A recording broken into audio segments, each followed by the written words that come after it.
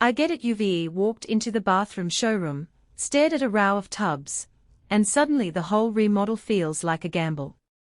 You're wondering if a 60-inch tub is really worth the floor space, whether the extra width will actually make a difference after a long day, and if that sleek white finish will survive a family's daily splashes. I was in the same spot last month, trying to decide if the Sterling Ensemble would fit my tiny master bathroom without turning it into a cramped showroom. Link is in the description if you want to check the product details on Amazon.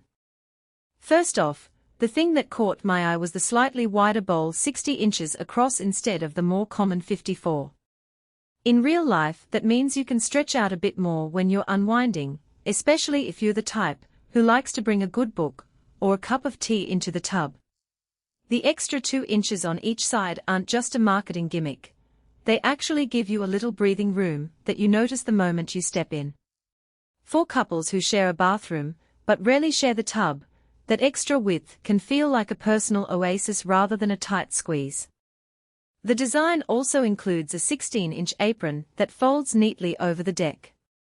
In practice, that apron creates a gentle slope from the edge into the water, which means you don't have to climb over a steep lip to get in or out. I tried it with a toddler who loves to splash, and the sloping side made it easier for me to guide him without worrying about sudden drops. The integrated apron also means there's a clean, seamless transition to the surrounding tile, which is a plus if you're planning a tiled surround or a half wall. Now, let's talk about the material. Sterling calls it solid vinyl material, a term that sounds high-tech, but essentially means it's a durable acrylic composite. In the bathroom world, that translates to resistance against chips and a surface that holds up to everyday cleaning products without turning cloudy. I used a standard bathroom cleaner and a little elbow grease to tackle a soap scum ring, and the finish stayed glossy. That durability is where a lot of the value comes from. You not constantly worrying about a hidden crack that forces a premature replacement. One practical detail that often gets overlooked is the 3-inch wainscot. It's the raised edge around the tub that lets you install tile up to the rim without worrying about water seeping behind the wall. For DIY renovators, that means you can tile right up to the edge and keep the look seamless, which is a small but meaningful time saver. I installed new subway tile around the ensemble, and the wainscot gave me a clear guide for where the waterproof membrane should stop, reducing the guesswork that usually comes with a bathtub remodel. Who should actually consider this tub?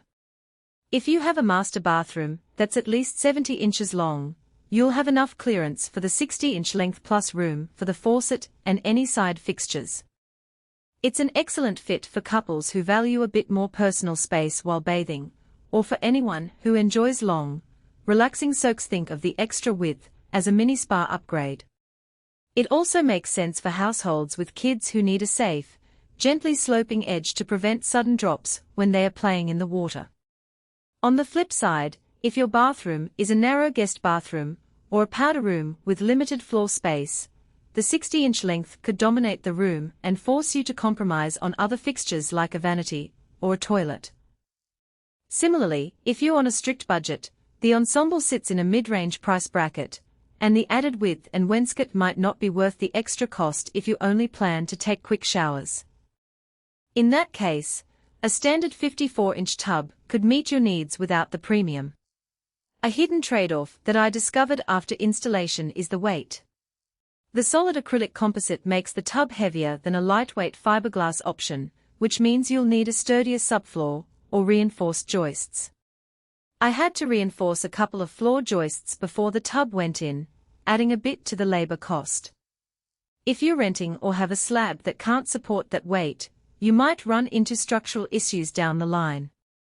Another practical point is the faucet placement. The ensemble is sold as a right-hand model, meaning the faucet deck is on the right side when you face the tub. That works great for left-hand people who prefer the faucet on the opposite side, but if your bathroom layout has the plumbing already set up for a left-hand configuration, you'll either need to reroute the supply lines or opt for the left-hand version of the same model. It's a detail that's easy to overlook until the installer pulls out the wrench. Overall, The strengths of the Sterling Ensemble are the added comfort from the wider bowl, the seamless transition offered by the integrated apron and wainscot, and the durability of the